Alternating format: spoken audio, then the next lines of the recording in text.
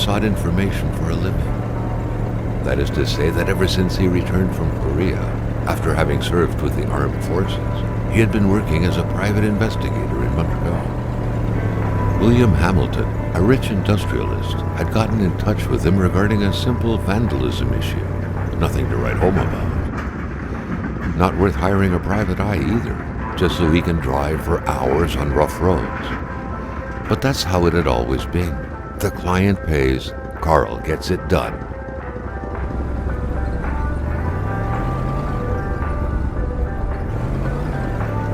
They had set up to meet at the general store, his client's business. Well, actually, the entire village had William Hamilton's name written all over it.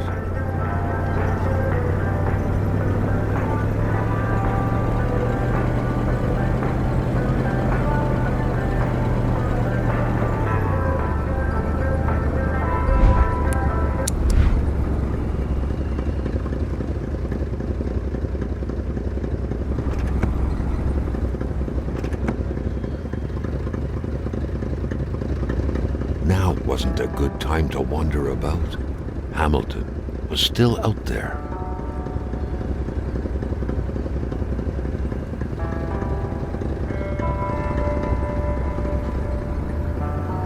Carl's military training had made him a very punctual man. Being late to his meeting with Hamilton was out of the question. Carl was dying to stretch his legs, but he had to stay focused on the task at hand. Carl's military training had made him a very punctual man. Being late to his meeting with Hamilton was out of the question.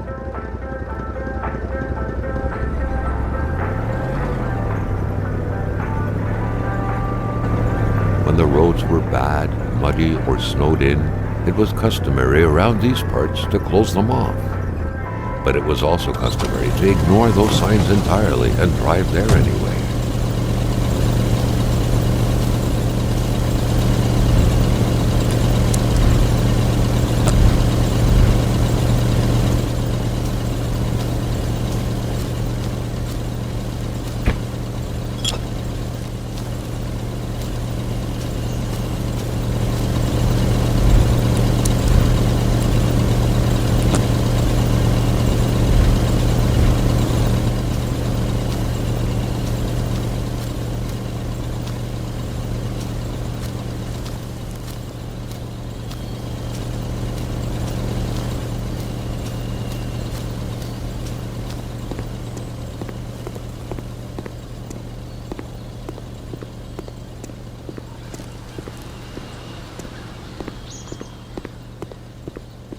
There always comes a time when it's just too late to change your mind. His meeting was right around the corner.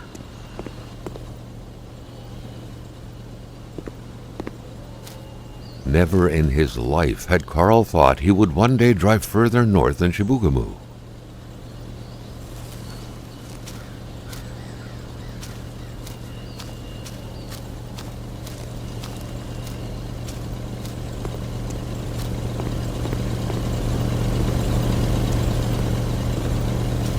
Carl was meeting his client in a store near this area. He was on the right track.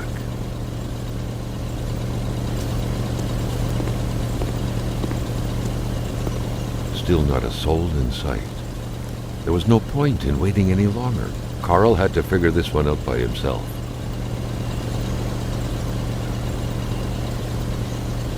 Hamilton never mentioned a road-blocking barrier. Why was it needed here in the back of Beyond? That would, however, be a mystery for another day. Carl had waited long enough for someone to come and raise it.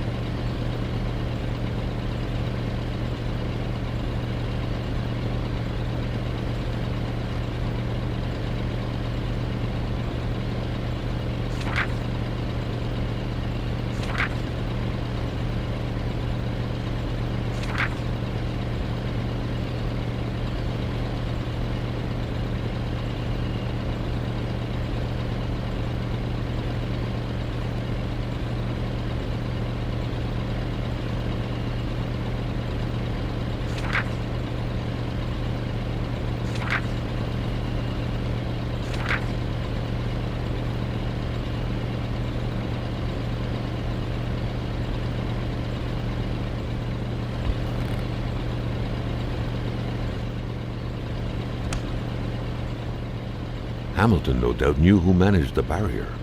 Carl wanted to give him a call, but that would have been too easy though, as sure enough the line was acting up.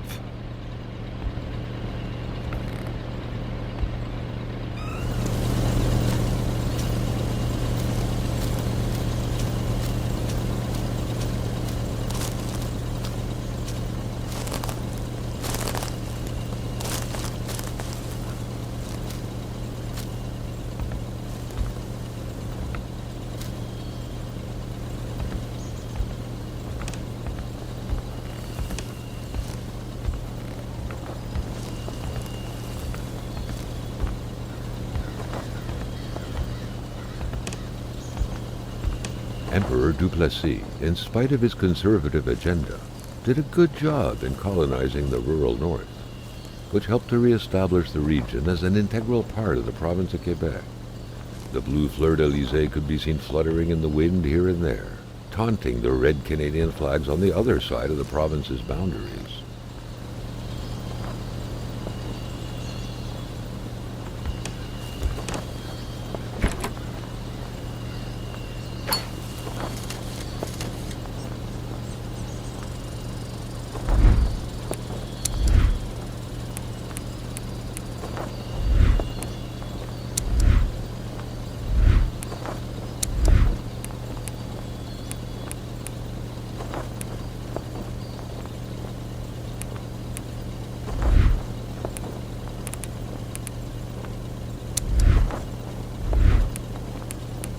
Carl, ever diligent in his work, always carried his log on him, in which he scribbled down thoughts and leads alike during the course of his investigations.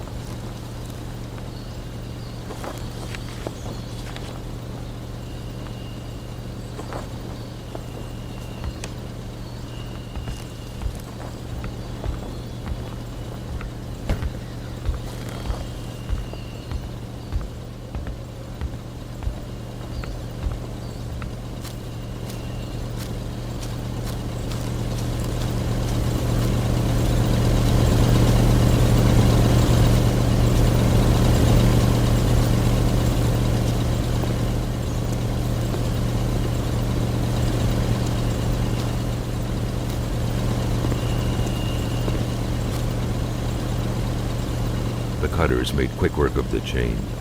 What better way to investigate vandals than to get into their shoes, Carl, the professional vandal, thought, reveling in the irony of the situation.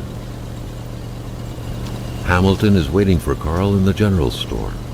It was time for him to get down to business.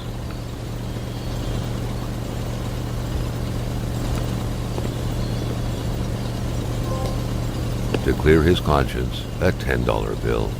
Carl was an honest man.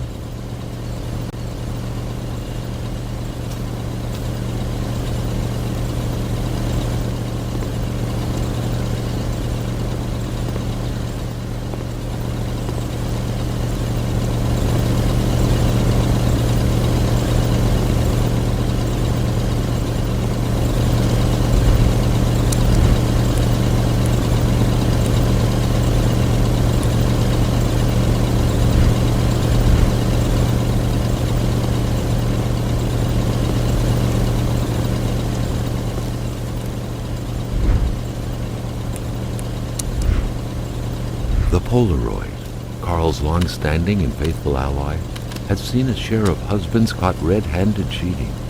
There's always something out there waiting to be snapped away.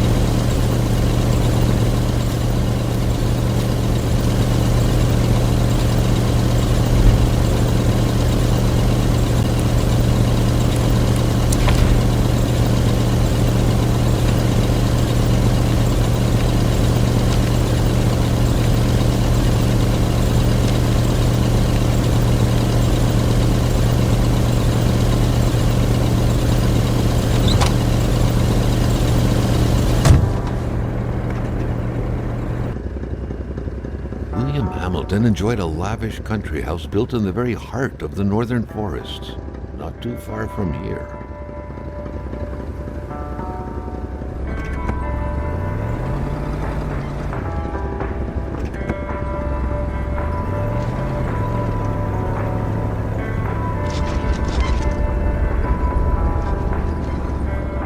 Carl was dying to stretch his legs, but he had to stay focused on the task at hand.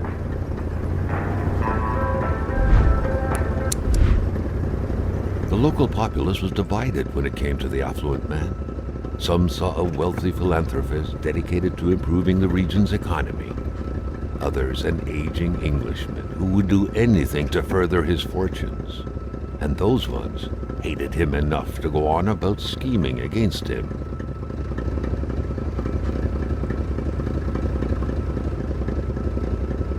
Now wasn't a good time to wander about.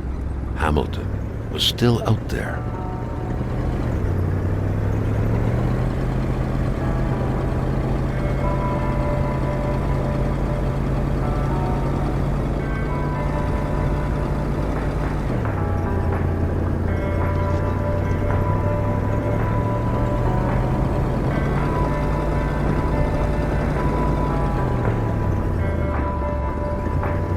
Hamilton had recently acquired a few local businesses. But the last straw was the reopening of a mine, which gave rise to a wave of protests and threats from the Cree people.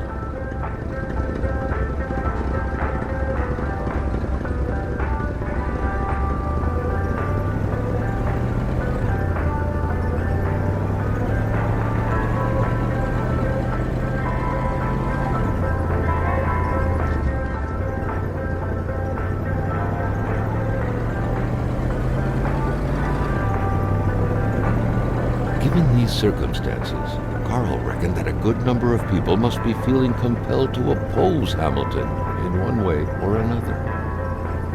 So far, only the industrialist's house had been a target, but soon enough, Carl thought, the target would become the man himself.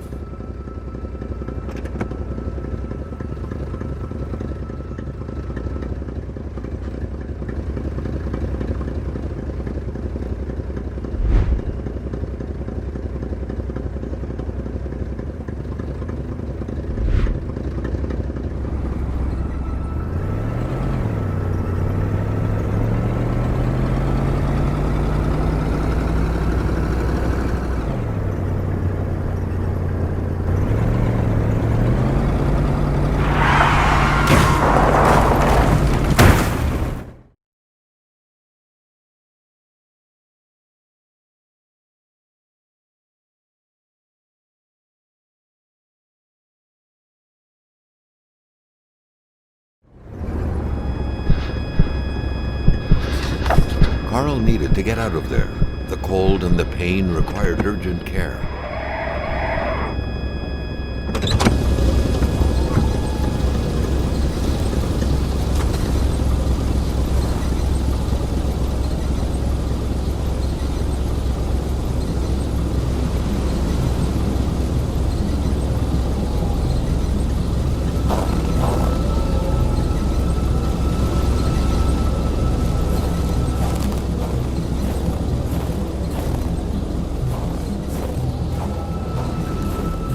driver had taken off. It was still best to check it out and leave nothing to chance. Carl needed help.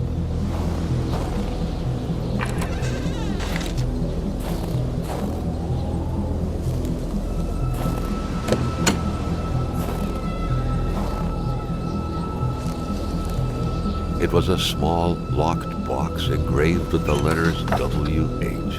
Carl thought about taking it. Nothing was to be left to chance.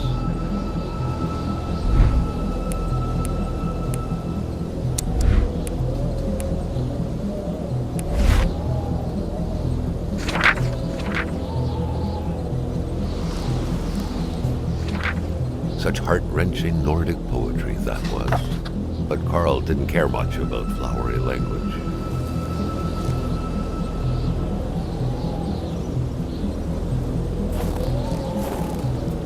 This deep in the country, his last hope was to find an abandoned garage or a farm by the roadside.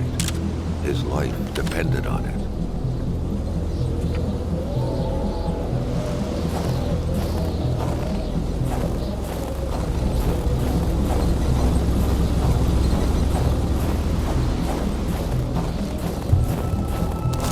Carl wondered how long he would have to endure this skin-stinging cold.